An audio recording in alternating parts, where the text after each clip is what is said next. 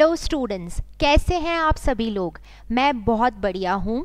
देखो, myself CS Harsha, so I am here to take your subject of law, जो आप लोगों का CMA इंटर का पेपर नंबर 5 है, business laws and ethics.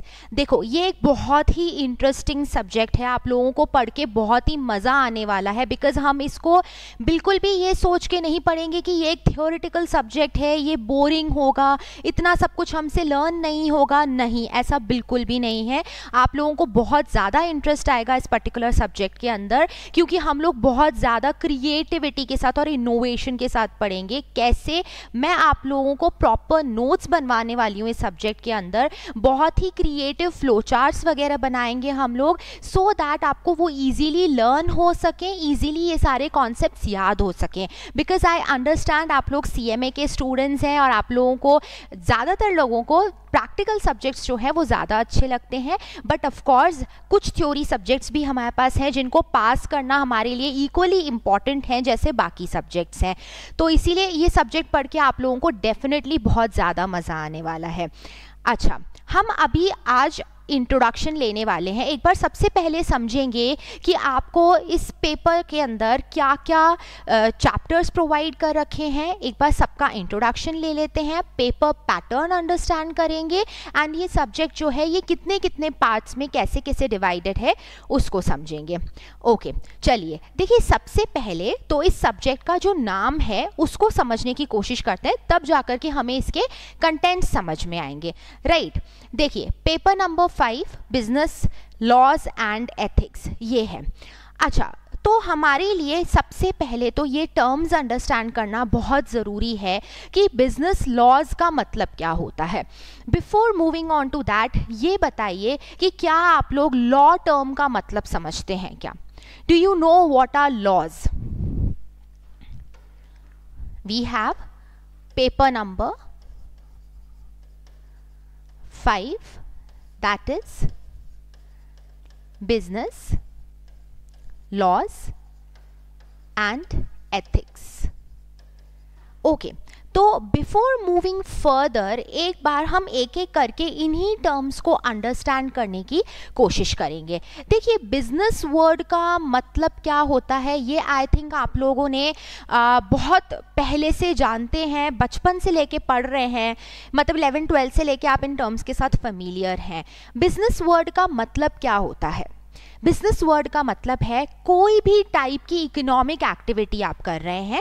Economic activity मतलब जिससे आपको क्या अर्न होता है? प्रॉफिट्स अर्न होते हैं। राइट, तो आप अगर कोई भी इकोनॉमिक एक्टिविटी कर रहे हैं, चाहे आप मैन्युफैक्चरिंग करो, चाहे आप ट्रेडिंग करो, चाहे आप सर्विसेज रेंडर करने का काम करें, कोई भी ऐसा काम जिससे आप मनी अर्न कर पाते हैं, आप प्रॉफिट मेकिंग कर पा रहे हैं, तो any such type of activity is called business.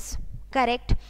अच्छा, लेकिन फिर उसके बाद हमें ये समझना है कि लॉज वर्ड का मतलब क्या होता है। तो मैं पहले बिजनेस वर्ड का एक बार मीनिंग लिख रही हूं।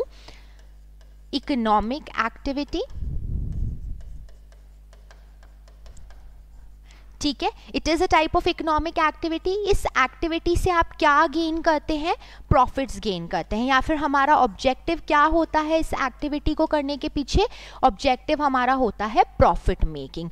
फाइन, आप लोग मेरे साथ साथ ही इन सब चीज़ों के नोट्स भी बना सकते हैं, क्योंकि जब तक आप इस सब्जेक्ट के नोट्स खुद नहीं बनाएंगे तब तक आपको ये चीज़ें लर्न नहीं होंगी। और नोट्स बनाने के लिए आपको कोई एफर्ट्स नहीं लगाने हैं, I am there for that. Okay, अच्छा, इकोनॉमिक एक्टिविटी जिसका ऑब्जेक्टिव क्या है? प्रॉफिट मेकिंग है।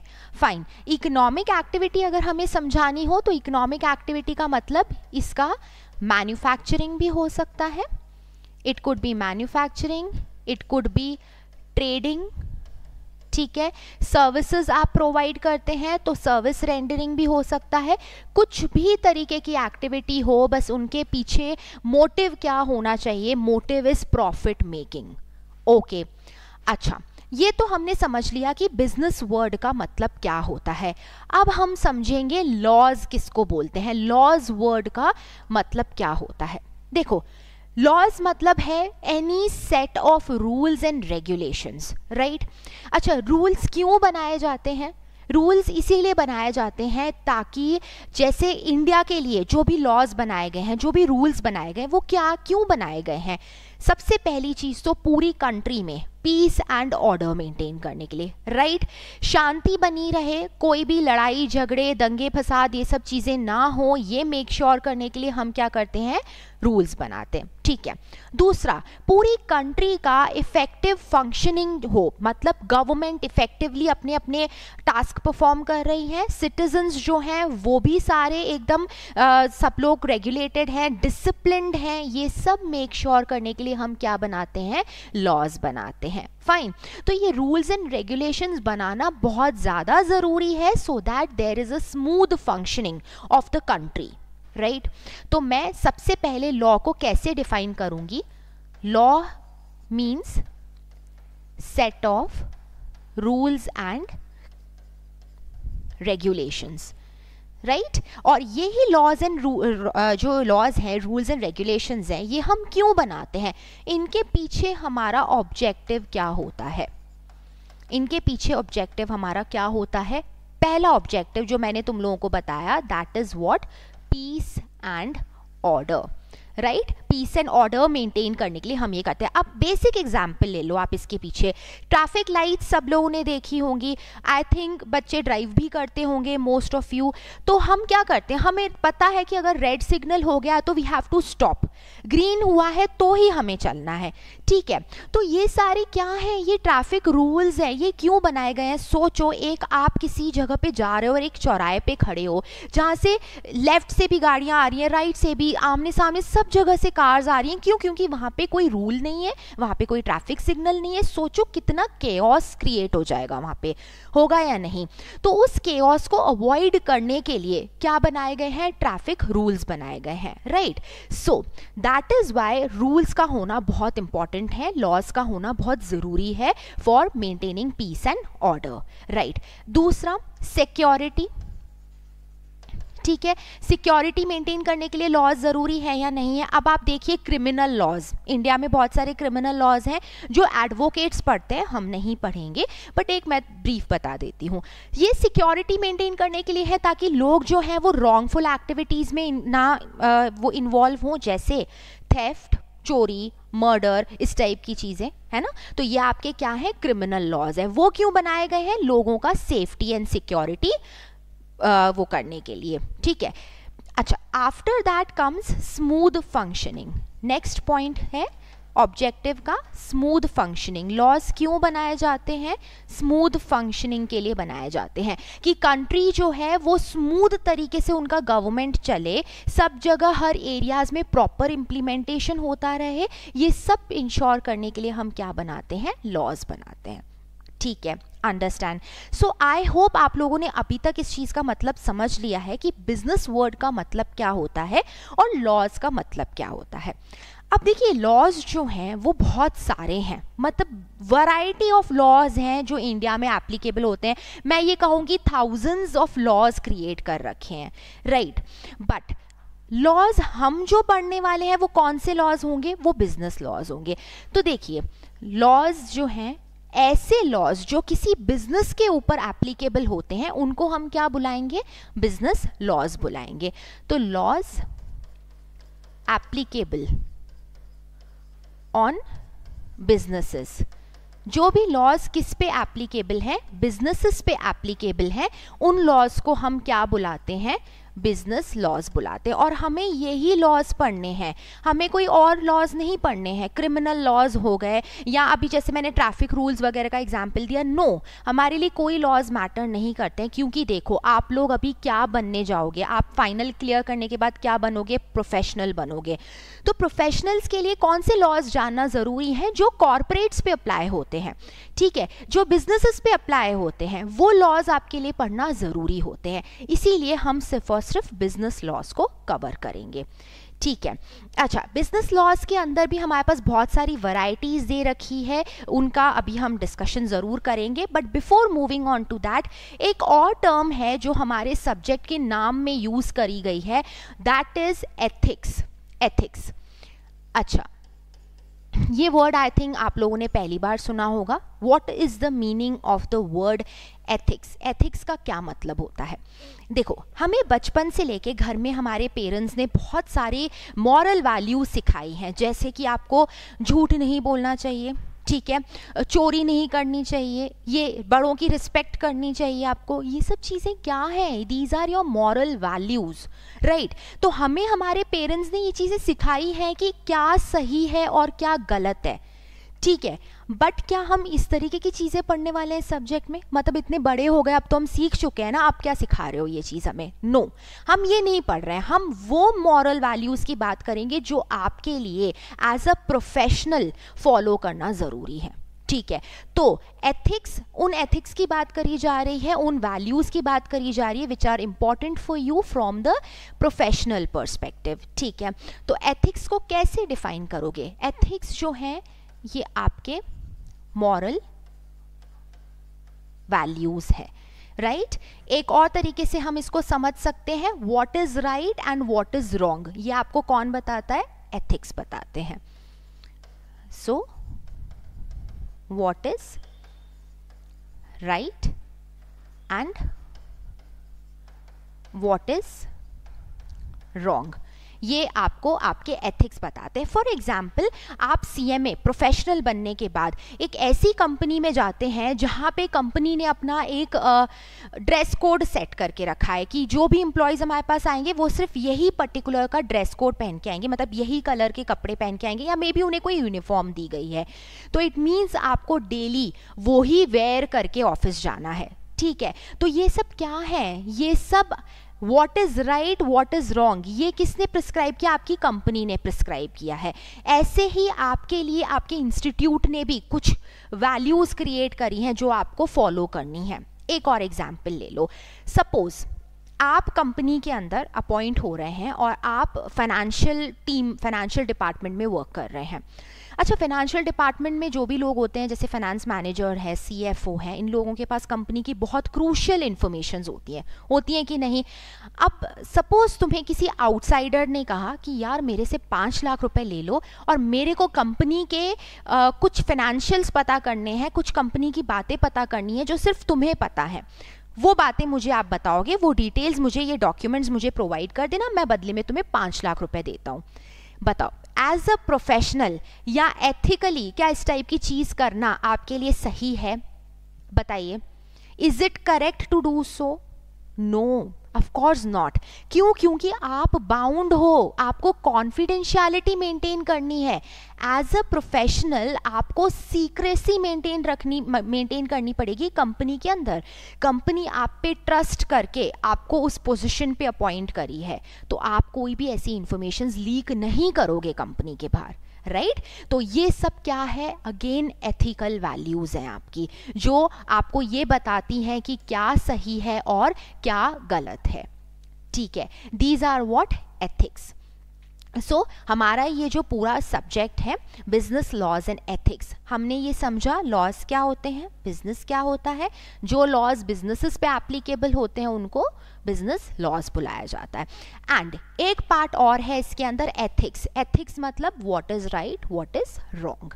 फाइन, ये सब चीजें हमने देख ली. एक एग्जाम्पल अगर लेना चाहो एथिक्स का, तो इसके अंदर आप जैसे रिस्पेक्ट, फॉर एग्जाम्पल आप एक कंपनी में अपॉइंट होते हो तो आपसे जो सीनियर्स हैं यू शुड रिस्पेक्ट देम, है ना.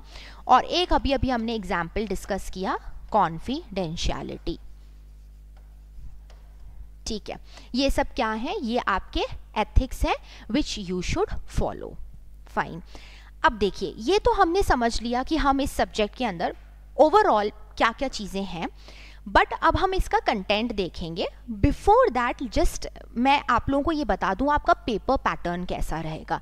देखो, ये जो आपका CMA इंटर का जो कोर्स है, पहले क्या था, जब आप लोग फाउंडेशन में थे तो MCQs होते थे, ठीक है. बस आपको क्या करना होता था, सर्कल्स मार्क करने होते थे. फाइन, इतना ही, कोई लिखने की मेहनत तो करनी नहीं थी. बट अब हम लोग इंटर में आ गए हैं, थोड़ा सा लेवल बढ़ चुका है. अब आपको जो पेपर दिया जाएगा that will be balanced in the sense उसमें MCQs भी रहेंगे एंड उसमें डिस्क्रिप्टिव पोर्शन भी रहेगा। तो अभी से ही आप लोगों को क्या सीखना पड़ेगा, आंसर राइटिंग सीखना पड़ेगा, ठीक है। तो पेपर जो हमारा रहेगा, paper pattern, total we will be having 100 marks का पेपर, और ये 100 मार्क्स का पेपर आपका जो है this is divided into 70 marks and 30 marks, okay. जो 70 मार्क्स का पेपर है आपका ये रहेगा डिस्क्रिप्टिव, विच मीन्स आपको आंसर्स लिखने पड़ेंगे, एंड जो 30 मार्क्स का पेपर है ये हमारा रहेगा MCQs, ठीक है। तो अब कितने बच्चों को ऐसा लगता है कि MCQs पढ़ना बहुत इजी होते हैं, मतलब अगर पेपर MCQs वाला है तो that is very easy. See according to me तो it is not easy. Why? Because MCQs के लिए आपको बहुत डिटेल में और इन डेप्थ पढ़ाई करनी पड़ती है। क्वेश्चन कहीं से भी एक वर्ड से भी उठा करके पूछा जा सकता है। फाइन, तो 30 मार्क्स का पेपर आपका किस चीज़ का होगा, MCQs का होगा।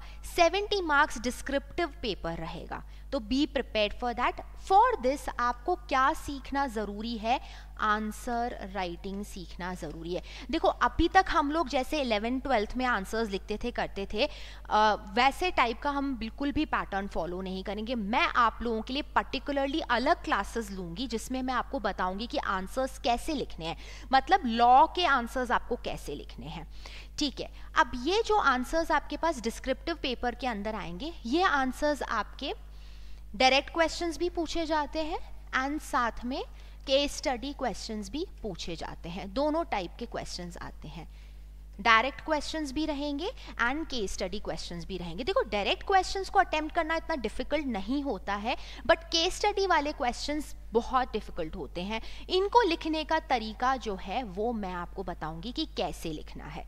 फाइन, इसके लिए हम लोग सेपरेट क्लासेस अरेंज करेंगे, राइटिंग प्रैक्टिस ज़रूर करेंगे, ओके। ये तो रहा पेपर पैटर्न। अब मैं एक बार मेरे टीचिंग अप्रोच के साथ भी आप लोगों को फेमिलियर करा देती हूँ कि मैं ये सब्जेक्ट तुम लोगों को कैसे पढ़ाने वाली हूँ। देखो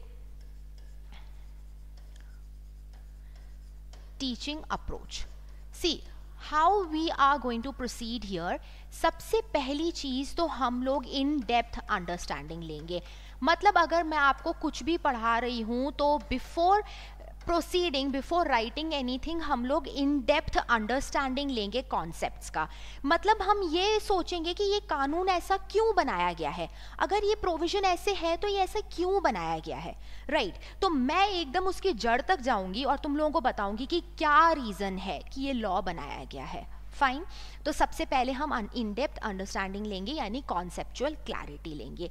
सेकेंड मोस्ट इंपॉर्टेंट थिंग्स है वो है notes making, very very important. See मैं क्लास में ही आप लोगों को नोट्स बनवाती हूँ, चाहे फेस टू फेस बैचेस हों, चाहे रिकॉर्डेड कोई ले रहा है, लाइव लेक्चर्स ले रहा है, सब लोगों के लिए ये बेनिफिशियल रहेगा कि आप लोग हाथों हाथ क्लास के अंदर नोट्स बनाते रहेंगे। और मेरे नोट्स बहुत ही इंटरेस्टिंग बनते हैं, बहुत ही अच्छे अच्छे डायग्राम्स और चार्ट्स। बचपन में डायग्राम्स तो बनाए होंगे ना हम लोगों ने, राइट याद हो तो, जैसे केमिस्ट्री में, बायोलॉजी में जब साइंस हुआ करती थी तब बनाए होंगे ना ऐसे, तो वो कितना याद रखना कितना आसान होता था उनको। बस वही तरीका हम लोग फॉलो करेंगे और यहाँ पे diagrams, flow charts, tabular manner में हम ये नोट्स बनाएंगे, okay, which I will make sure कि सारे स्टूडेंट्स क्लास के अंदर ही फ्रेम करें, ओके। नोट्स के बाद आंसर राइटिंग, जैसे अभी मैंने आप लोगों को बताया, ये आंसर राइटिंग की प्रैक्टिस हम लोग डेफिनेटली करेंगे। ये मैं खुद आप लोगों को क्वेश्चंस दूंगी and you have to write and show it to me कि कैसे कैसे आपने लिखे और क्या क्या कमियां हैं वो मैं बताऊंगी। उसके अलावा जो भी टेस्ट हम लोग कंडक्ट करते हैं, मेक श्योर कि आप इन सारे टेस्ट के अंदर रेगुलर रहें, सारे टेस्ट अटेम्प्ट करें और लास्ट में मॉक टेस्ट वगैरह जो भी है, फुल सिलेबस टेस्ट, वो ज़रूर अपीयर करने, क्योंकि इन्हीं से पता लगेगा कि आप किस उस पे है, कितना पानी में है ना, वो पता लगेगा उससे। अच्छा, and one more thing, past year के क्वेश्चंस, इनकी प्रैक्टिस इंपॉर्टेंट है।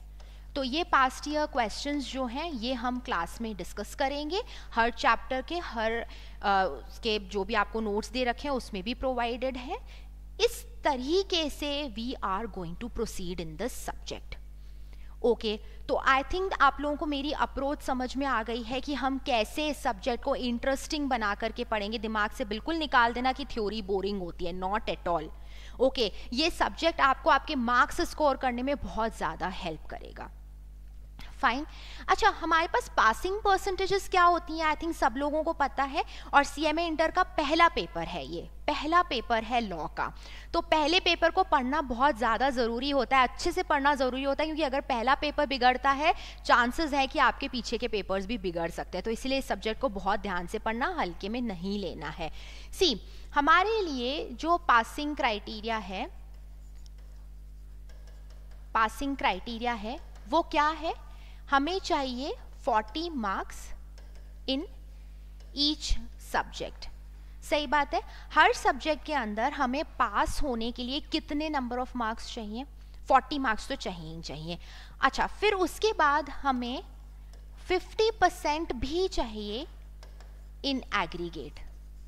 ठीक है, ये एग्रीगेट में फिर मुझे 50% भी स्कोर करना है, और ये दोनों कंडीशन सेटिस्फाई होनी चाहिए, तब जाके आप क्या बनते हैं सीएम, तब जाके आप पास करते हैं, बेसिकली तब जाके आप पास करेंगे सीएम इंटर को।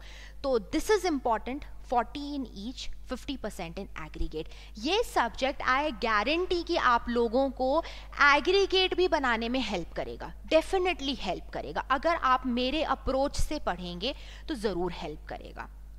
ओके अब पेपर पैटर्न भी समझ लिया, सब्जेक्ट का नाम समझ लिया, क्या अप्रोच फॉलो करनी है वो समझ लिया। अब हम आगे बढ़ते हैं और इस सब्जेक्ट का डिटेल में एनालिसिस करते हैं कि हमारे पास कौन कौन से पार्ट्स हैं, कौन कौन से चैप्टर्स में ये डिवाइडेड है। ओके देखिए ये हमारा मॉड्यूल रहेगा। तो बेसिकली हम लोग जो है मॉड्यूल को ही रेफर करते हैं, जो इंस्टीट्यूट का मॉड्यूल है वो सबसे रिलायबल सोर्स रहता है, इसी को ही पढ़ना सबसे बेस्ट है। इसके बाहर एक क्वेश्चन भी नहीं पूछा जाता है। देखिए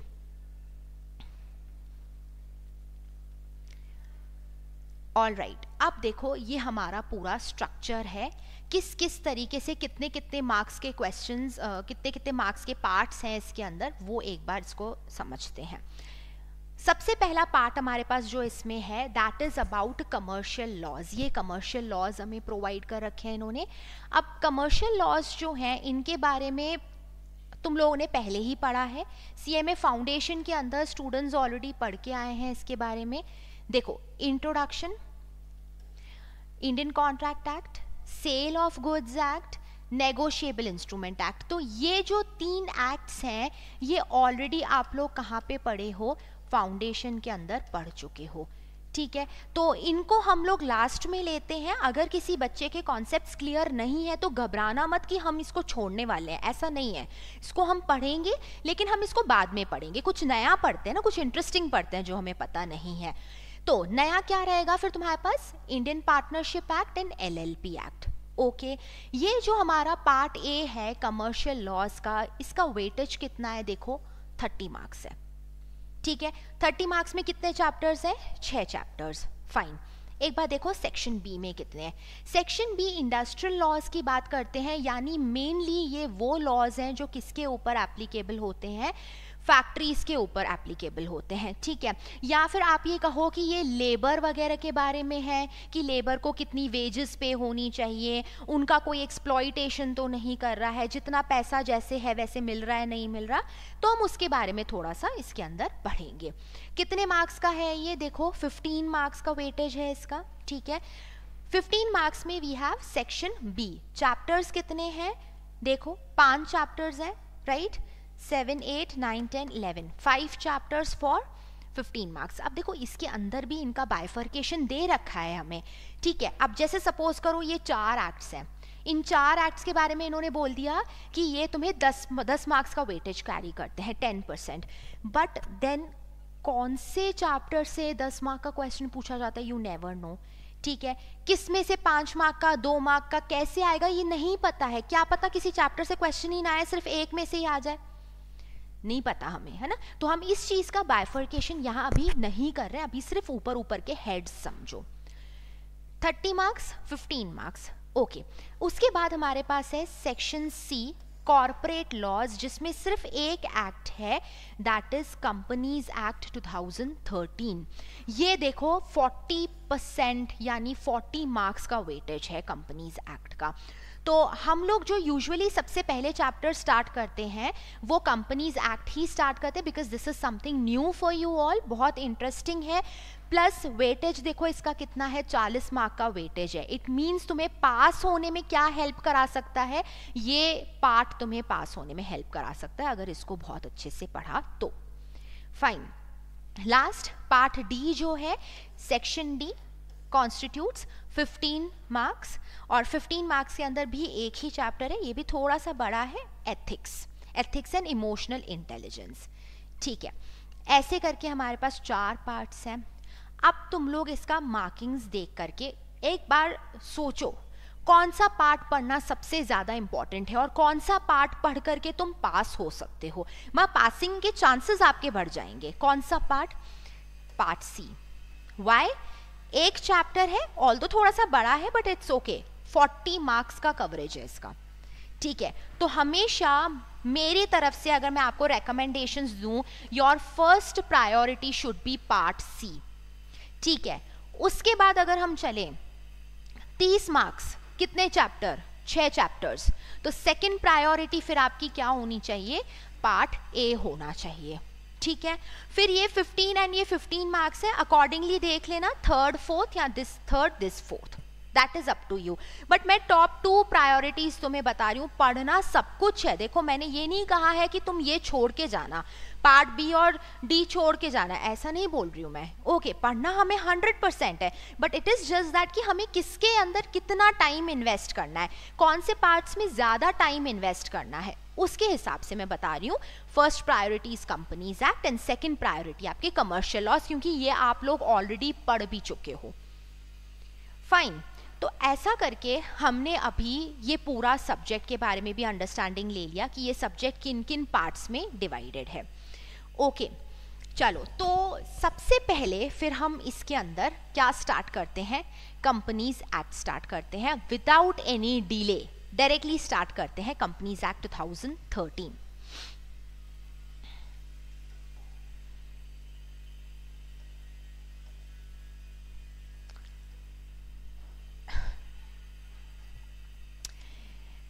देखिए, अब कंपनीज क्या होती हैं और कंपनीज एक्ट क्या होता है वो समझने से पहले थोड़ा सा मैं तुम लोगों को लॉ के बारे में बताती हूँ कि लॉ बनाता कौन है और एक्ट जो है वो किस किस तरीके से डिवाइडेड होता है, वो सब चीज़ें समझते हैं।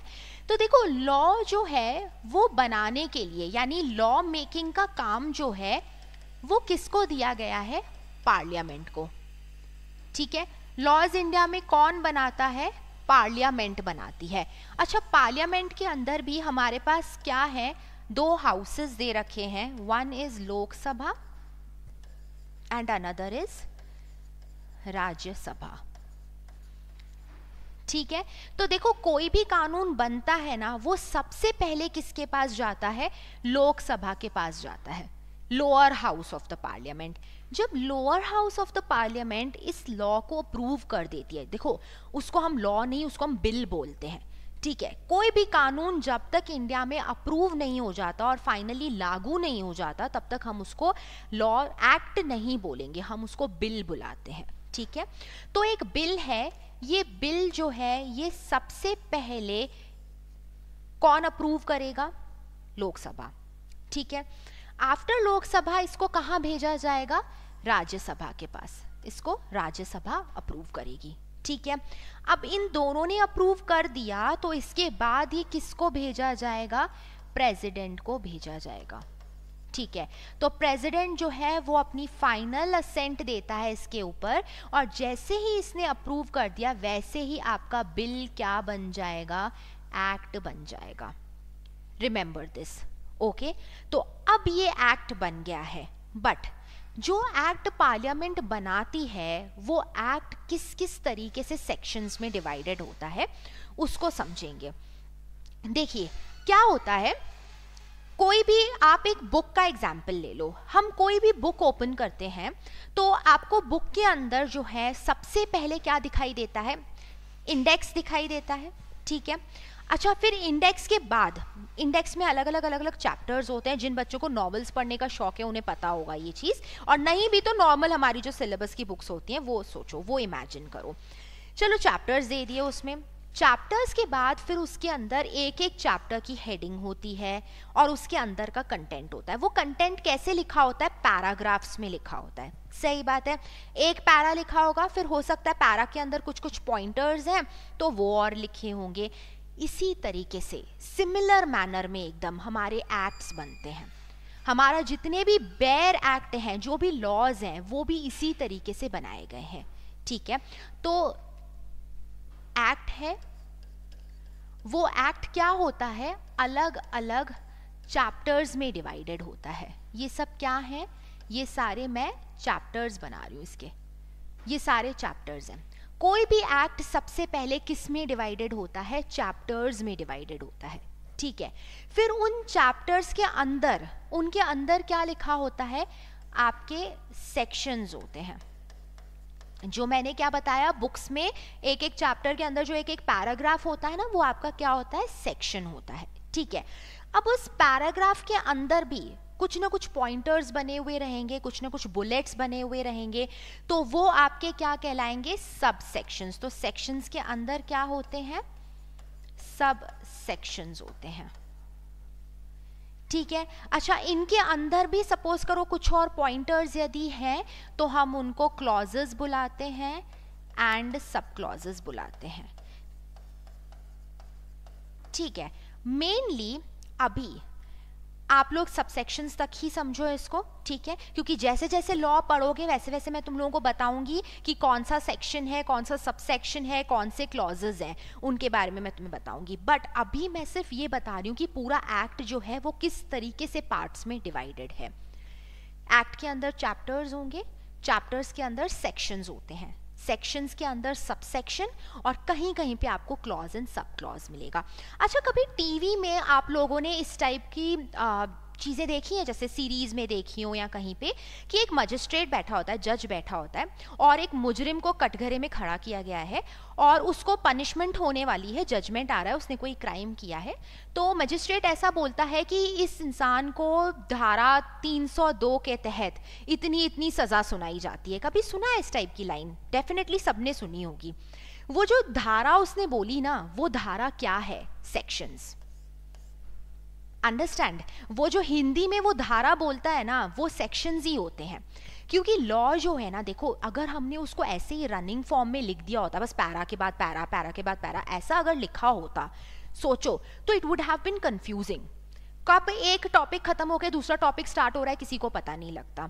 इसीलिए इट इज़ इम्पॉर्टेंट कि हम उन सबको क्या करें, एक नंबरिंग असाइन कर दें। तो वो जो नंबरिंग हमने असाइन की है, अब हम उनको उनसे ही जानते हैं, ठीक है। वो पैराग्राफ्स उन नंबरिंग से ही जाने जाते हैं, उनको धारा बुलाया जाता है। हिंदी में, इंग्लिश में हम उनको सेक्शंस बोलते हैं, ठीक है। अच्छा, ये सेक्शंस कहीं कहीं पे आएंगे हमारे लॉज के अंदर, और उनको लर्न करना भी इम्पॉर्टेंट है। वो मैं आपको बता दूंगी कौन कौन से इंपॉर्टेंट सेक्शंस होते हैं, ओके। अच्छा, अब ये तो हमने समझ लिया कि ये पूरा जो हमारा लॉ है ये किस किस तरीके से डिवाइडेड है। ओके स्टूडेंट्स, तो हमने ये सब तो समझ ही लिया है कि हमारे सब्जेक्ट के अंदर कितने चैप्टर्स हैं, पेपर पैटर्न कैसा रहेगा हमारा, प्लस हमारा सब्जेक्ट कितने पार्ट्स में डिवाइडेड है। ये सब चीज़ें हम ऑलरेडी इसके समझ चुके हैं, राइट। अच्छा, अब हम कंपनीज एक्ट के बारे में कुछ थोड़ी सी चीज़ें समझते हैं। कंपनीज एक्ट जो है ये कितने सेक्शंस में, स्केड्यूल्स में डिवाइडेड है, उसको एक बार समझते हैं। Companies act 2013, fine. सो ये जो है इसके अंदर टोटल वी हैव 470 सेक्शंस। कितने सेक्शंस हैं टोटल हमारे पास? 470 सेक्शंस। ये मैं आपको ऑलरेडी बता चुकी हूँ क्या क्या होते हैं, सेक्शंस क्या होता है, चैप्टर्स क्या होता है, right. So we have 470 sections. अच्छा, चैप्टर्स कितने हैं इसके अंदर? चैप्टर्स 29 चैप्टर्स रहेंगे, फाइन। एंड स्केड्यूल्स जो हैं वो 7 स्केड्यूल्स रहेंगे, जो कि यूजुअली कहाँ पे होते हैं, किसी भी एक्ट के एंड में मेंशन्ड होते हैं, राइट। ये 3 चीज़ें हैं जो कंपनीज एक्ट के बेसिक्स एकदम है जो आपको जानना ज़रूरी है, बिकॉज हमारा पेपर MCQs पेपर है और MCQs के अंदर इस टाइप के क्वेश्चंस आपसे पूछे जा सकते हैं। ओके अच्छा, अब कंपनी क्या है, कंपनी पे जाने से पहले मैं एक आपको ब्रीफ डिस्क्रिप्शन देती हूँ कि सोल प्रोप्राइटरशिप क्या होता है एंड पार्टनरशिप क्या होता है। अब तुम लोगों को लगेगा कि मैम ये क्या बेसिक बातें सिखा रहे हो हमें, ये तो हमने 11th-12th में भी पढ़ी है, बट येस ये जानना ज़रूरी है सो दैट हम कंपनी का प्रॉपर मतलब समझ सकें और कंपनीज क्यों बनाई जाती हैं इस बारे में भी हम समझ सकें। ओके तो देखिए, फॉर्म्स ऑफ ऑर्गेनाइजेशंस हमारे पास कौन कौन से होते हैं, फॉर्म्स ऑफ ऑर्गेनाइजेशंस। अच्छा, कौन कौन से फॉर्म्स ऑफ ऑर्गेनाइजेशंस हैं, जैसे कि सबसे बेसिक फॉर्म जो हमारे पास अवेलेबल है वो कौन सा होता है, सोल प्रोप्राइटरशिप। जो सबसे बेसिक फॉर्म अवेलेबल है दैट इज सोल प्रोप्राइटरशिप। अच्छा, फिर हम इसका कंपैरिजन करेंगे किसके साथ, पार्टनरशिप के साथ, कि what is partnership. And lastly फिर हम स्टडी करेंगे कि कंपनी क्या होती है और कंपनी के क्या क्या फीचर्स होते हैं। फाइन, सबसे पहले समझते हैं कि सोल प्रोप्राइटरशिप के अंदर क्या क्या बातें होती हैं। देखो, सोल प्रोप्राइटरशिप में कितने ओनर्स होते हैं, एक सिंगल ओनर होता है, तभी हमने सोल वर्ड यूज किया है, सोल प्रोप्राइटर। तो एक सिंगल ओनर जो है वो अगर अपना बिजनेस रन कर रहा है, अपनी फर्म बनाता है, उसके अंदर उसको एडवांटेज क्या मिलेगा, देखो पूरा डिसीजन मेकिंग उसके हाथ में है, पूरा कंट्रोल उसके हाथ में है। अच्छा, जो भी पैसा लगाएगा वो कौन लगाएगा, वो ही सोल प्रोप्राइटर लगाएगा। अगर मैं प्रॉफिट्स की बात करूं तो प्रॉफिट शेयरिंग भी किसके साथ होगी, किसी के साथ भी नहीं, सारे प्रॉफिट्स वो खुद ही घर लेके जाएगा। बट अगर कंपनी के अंदर लॉसेस अकर होते हैं तो वो लॉसेस भी इसको खुद को अकेले ही बेयर करने हैं, राइट। अच्छा, इसके अलावा अगर कल को कभी इसका बिजनेस बहुत ज़्यादा लॉसेस में चले जाए और बहुत ज़्यादा डेट्स इनकर करने पड़े इसको, तो उन डेट्स के लिए क्या हम इसकी पर्सनल असेट्स को भी दांव पे लगाएंगे? Yes, the answer is yes, कि अगर कल को फर्म के असेट्स जो हैं वो सफिशिएंट नहीं रहे और फर्म में लॉसेस अकर होने लग जाएं, तो इस सोल प्रोप्राइटर के पर्सनल असेट्स को भी सेल किया जा सकता है। मतलब आपके क्रेडिटर्स आपके घर तक आ सकते हैं और आपके घर को, असेट्स को, प्रॉपर्टीज को, इन सब को सेल करके अपने पेमेंट्स करेंगे, राइट।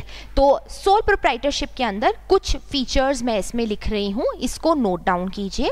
सबसे पहला तो इसके अंदर कंट्रोल किसका होता है, सोल प्रोप्राइटर का कंट्रोल होता है, बिकॉज यही क्या है, इसका सिंगल ओनर है। अच्छा, वेयर एज कैपिटल की अगर हम बात करें तो कैपिटल जो है वो कौन इंट्रोड्यूस करता है, ये सोल मेंबर ही अकेले इंट्रोड्यूस करता है, करेक्ट है। अच्छा, प्रॉफिट्स की बात करते हैं, प्रॉफिट्स एंड लॉसेस ये किसको बेयर करने हैं, ये भी इसी को ही बेयर करने हैं, सारे के सारे प्रॉफिट्स भी यही बेयर करेगा, सारे का सारे लॉसेस के लिए भी यही रिस्पॉन्सिबल है, ठीक है। लाइबिलिटी की अभी अभी जस्ट हमने बात करी थी कि लाइबिलिटी फिर इसके अंदर क्या रहेगी, क्या मैं इसको ये बोल सकती हूँ कि सोल प्रोप्राइटर की जो लाइबिलिटी है वो क्या रहेगी, अनलिमिटेड रहेगी, राइट। सोल प्रोप्राइटर की जो लाइबिलिटी होती है वो कैसी रहेगी, अनलिमिटेड रहेगी। वाई, बिकॉज उसके पर्सनल असेट्स भी दांव पे लग सकते हैं, अनलिमिटेड लाइबिलिटी। आप इसको एक नाम और दे सकते हो, that is what, personal liability. Okay है ये, ठीक है। अच्छा, ये कुछ फीचर्स हैं। मुझे बताइए, क्या सोल प्रोप्राइटरशिप में एक्सपर्टीज रहती है क्या? नहीं रहती है। एक्सपर्टीज है तो सिर्फ इसी एक सोल पर्सन की एक्सपर्टीज है। अच्छा, अगर मैं कल को मेरे बिजनेस को एक्सपैंड करना चाहती हूँ, मतलब मैं ये चाहती हूँ कि अभी अभी के लिए मैं सिर्फ एक ही सिटी में ऑपरेट कर रही हूँ और अब मुझे पूरे स्टेट में मेरा कनेक्टिविटी बढ़ाना है, तो वो करने के लिए मैं क्या सोल प्रोप्राइटरशिप में काम कर सकती हूँ क्या? क्या अकेले एक इंसान इतना सारा वर्क मैनेज कर सकता है? ये सोचो, क्या एक अकेला इंसान इतनी कैपिटल इंट्रोड्यूस कर सकता है क्या? नहीं। कुछ डिसीजंस ऐसे भी होंगे जो लेने के लिए आपको औरों की सलाह की ज़रूरत पड़ेगी। फाइन, तो ऐसी सिचुएशन में आपके लिए कौन सा फॉर्म ऑफ ऑर्गेनाइजेशन सूटेबल रहेगा? पार्टनरशिप ज़्यादा सूटेबल रहेगा, राइट। सो पार्टनरशिप के अंदर क्या होगा, 2 और मोर ओनर्स होंगे, इसमें 2 या 2 से ज़्यादा ओनर्स रहेंगे। ठीक है, अब हम इन दोनों को कंपेयर करते हैं। यहाँ पे कंट्रोल क्या एक ही इंसान के पास है क्या? नो, कंट्रोल यहाँ पे क्या हो जाएगा? डाइल्यूट हो जाएगा। यानी अब ये 2 4 जितने भी पार्टनर्स हैं ये सब मिलकर के डिसीजंस लेंगे, है ना। तो कंट्रोल कौन एक्सरसाइज करेगा? पार्टनर्स एक्सरसाइज करेंगे, exercised bye partners.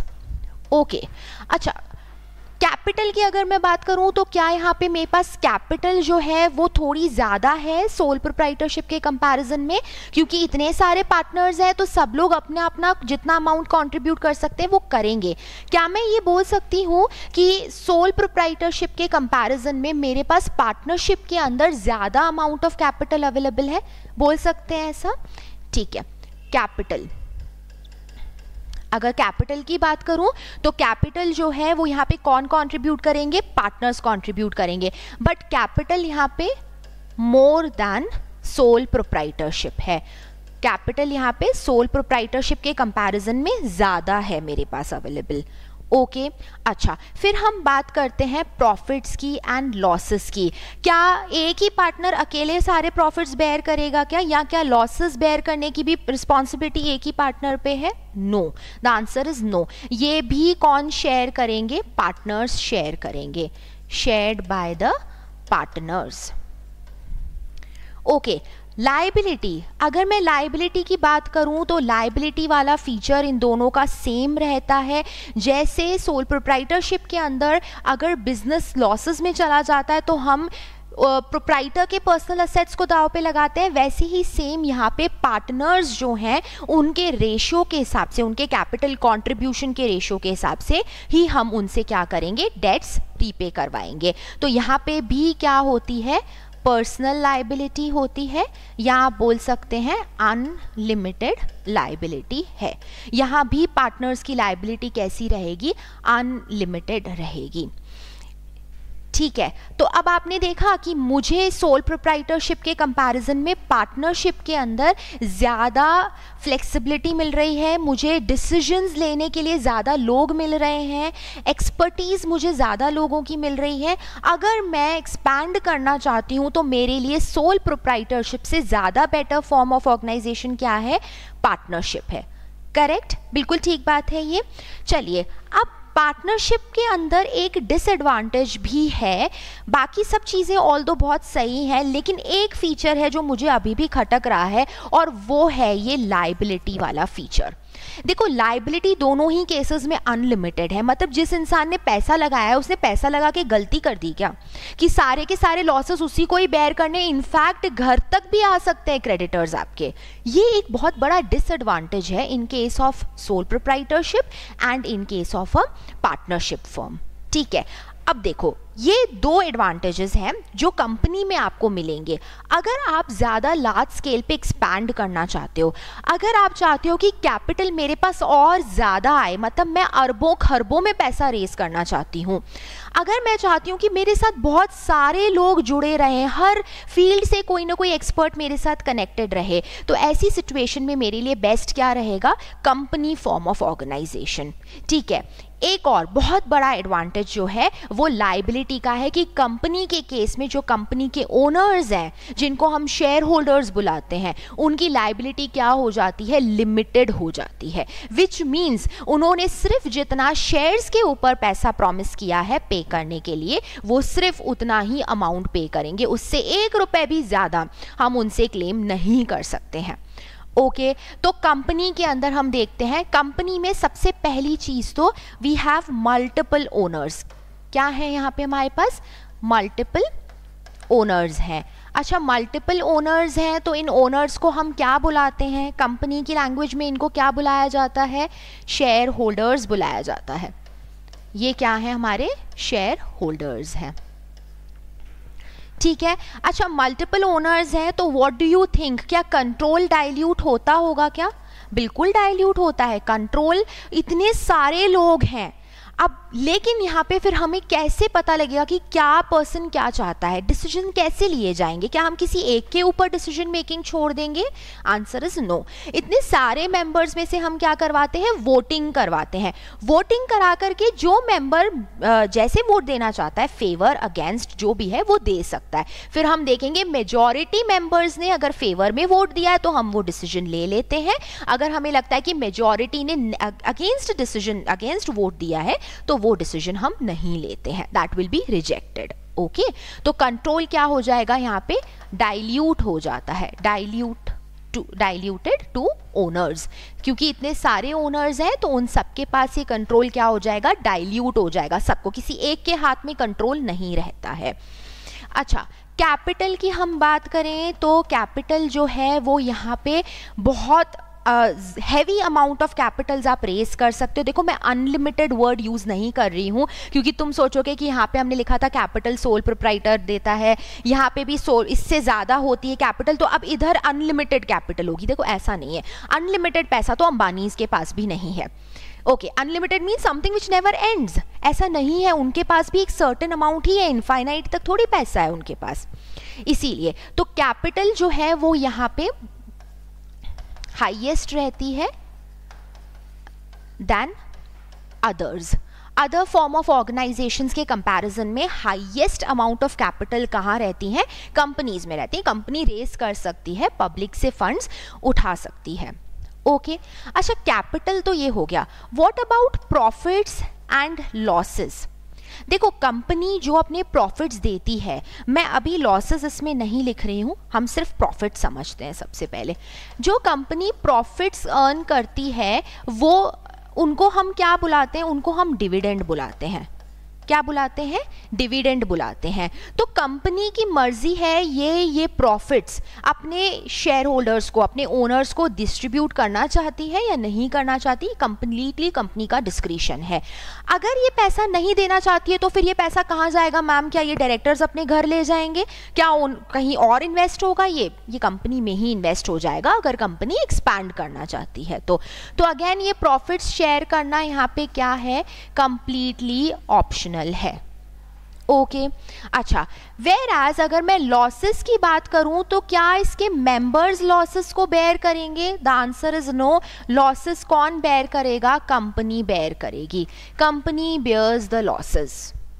Okay, understand. अच्छा, अब ये चीज तो हमने समझ ली। सबसे इंपॉर्टेंट टॉपिक पे अब हम आते हैं, दैट इज व्हाट, लायबिलिटी। कि अब यहाँ पे मेंबर्स की लायबिलिटी कैसी होती है, लिमिटेड होती है। कैसी होती है लायबिलिटी यहाँ पे? लिमिटेड। ये बहुत बड़ा एडवांटेज है जो कंपनी के अंदर मेंबर्स को दिया गया है। ठीक है, अच्छा, ये बेसिस हैं। अब आप ये देखिए, इन तीनों फॉर्म्स ऑफ ऑर्गेनाइजेशंस में से सबसे ज़्यादा एक्सपर्टीज कौन से फॉर्म ऑफ ऑर्गेनाइजेशन में मिलती है? It is in company. ठीक है, सबसे ज़्यादा कैपिटल आप किस फॉर्म में रेस कर सकते हो? कंपनी में रेस कर सकते हो। अच्छा, पर्सनल लायबिलिटी का डर जो है वो भी कंपनी में नहीं है। ठीक है, एक्सपेंशन के लिए सबसे ज़्यादा सूटेबल फॉर्म कौन सा रहता है? कंपनी रहता है। तो अब आप लोग ये देखो कि कंपनी के अंदर हम ये बोल रहे हैं कि क्योंकि इतना ज़्यादा इसमें, क्योंकि कंपनी के अंदर इतनी ज़्यादा कॉम्प्लिकेशंस बहुत हैं, complications in the sense members भी बहुत ज़्यादा हैं, कैपिटल इतना सारा है, इतना अलग अलग जगह के लोग कंपनी के साथ जुड़े हुए हैं। तो डोंट यू थिंक कि कंपनी को रेगुलेट करने के लिए हमारे पास प्रॉपर कानून होना चाहिए? Don't you think? बिल्कुल, कंपनी को रेगुलेट करने के लिए कंपनी में पैसा कौन लगा रहा है, उस पैसे का मिस यूटिलाइजेशन तो नहीं हो रहा है, ऑपरेशन स्मूथली चल रहे हैं, यानी ये सब चीज़ें मॉनिटर करने के लिए हमें एक एक्ट की ज़रूरत है। ठीक है, और वो एक्ट कौन सा है? कंपनीज एक्ट 2013, जिसके बारे में हम अभी इंट्रोडक्शन ऑलरेडी ले चुके हैं। ठीक है, तो इस वजह से कंपनीज एक्ट 2013 बनाया गया था, जिसने कि ये सारे कंपनी के फीचर्स को ध्यान में रखते हुए कंपनी के कंप्लायंसेस इंश्योर करने के लिए बनाया गया है। फाइन, अच्छा, आई होप आप लोगों को ये सब चीज़ें एकदम क्लियर हैं। फटाफट से इसकी नोटिंग कर लीजिए, फिर उसके बाद हम आगे भी 2-4 बातें और डिस्कस करते हैं।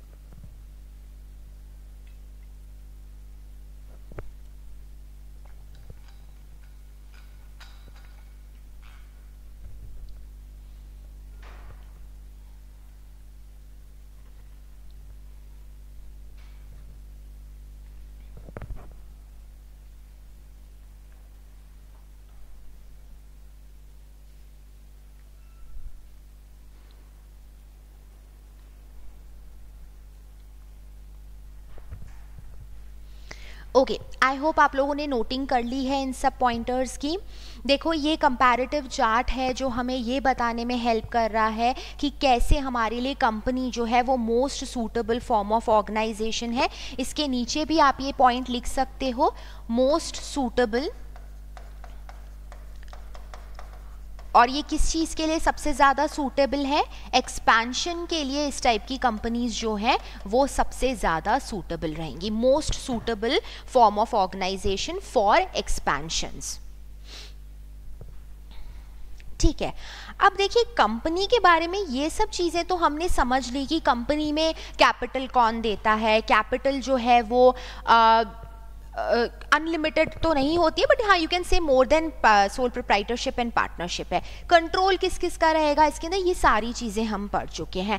बट अब पॉइंट ये है कि कंपनी आखिर है क्या। कंपनी को तो डिफाइन करें सबसे पहले। तो हमारे पास जो ये एक्ट है, कंपनीज एक्ट 2013, इसके हिसाब से जो डेफिनेशन है वो बहुत ही शॉर्ट एंड स्वीट डेफिनेशन है as per the companies act कि कंपनी क्या होती है। देखो इसने कैसे डिफाइन किया है कंपनी को। A company means a company incorporated under this act or under any other previous company law। ठीक है, अब आप लोग इसकी डेफिनेशन देखो। क्या डेफिनेशन समझ के मुझे कुछ पता लग रहा है, कुछ हिंट लग रही है इस फॉर्म ऑफ ऑर्गेनाइजेशन के बारे में कि ये क्या कहना चाह रहे हैं, कि कंपनी का मतलब आखिर है क्या? क्या ये चीज़ इससे क्लियर हो पा रही है क्या? नहीं, बिल्कुल भी नहीं हो पा रही है ना। बट एक बार ट्राई करते हैं समझने का। कंपनी का मतलब इनके हिसाब से क्या है? एक ऐसी कंपनी जो इनकॉर्पोरेट करी गई है under this act. Under this act का मतलब क्या है? इसका मतलब है कंपनीज एक्ट 2013। इसका मतलब क्या है? Companies act 2013। ठीक है, अच्छा, under any other previous company law. अब any other previous company law कौन सा है? इंडिया में 2013 वाला एक्ट आने से पहले 1956 का एक्ट ऑपरेट करता था। तो कंपनीज एक्ट 1956 की बात हो रही है यहाँ पे। ठीक है, देखो ऐसा तो है नहीं कि जो 1956 का एक्ट था उस एक्ट में जो भी कंपनीज बनाई गई हैं वो अब 2013 का एक्ट आने के बाद सारी कंपनीज को बंद किया जाएगा और फिर हम नई तरीके से सारी कंपनीज इनकॉर्पोरेट करेंगे। ऐसा तो है नहीं, तो एकदम नेक्स्ट टू इम्पॉसिबल है। तो हमने क्या कहा, हमने उन कंपनीज को भी रिकॉग्नाइज किया है और अब से जो बनेंगी 2013 ऑनवर्ड्स उन सब कंपनीज को भी यहाँ पे हमने क्या माना है? कंपनी माना है। ओके, तो ये हमारी इसकी डेफिनेशन हो जाती है। बट देन कंपनी आखिर है क्या, ये समझने के लिए हमें कंपनी के फीचर्स अंडरस्टैंड करने पड़ेंगे। उन्हीं से ये इसका मतलब जो है वो बेटर समझ आता है।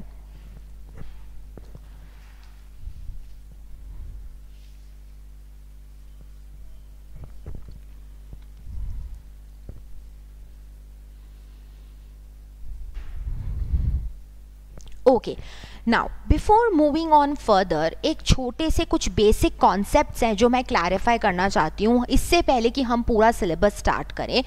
देखो कंपनी जो है इसको मैनेज करने के लिए हमारे पास कुछ लोग हैं। तो बहुत टर्म्स हैं, दो टर्म्स जिनमें बच्चे बहुत ज़्यादा कंफ्यूज होते हैं।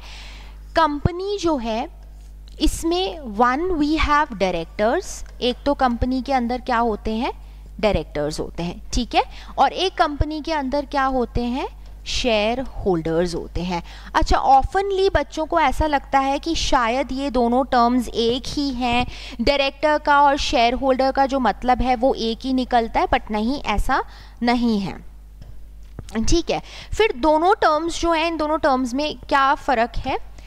देखो कंपनी में जिसने भी अपना पैसा इन्वेस्ट किया है वो पर्सन जो है उसको हम क्या बोलेंगे? उसको हम शेयर होल्डर बोलेंगे। ठीक है, जिसने भी कंपनी में अपना पैसा इन्वेस्ट किया है उस पर्सन को क्या बुलाया जाएगा? शेयर होल्डर बुलाया जाएगा।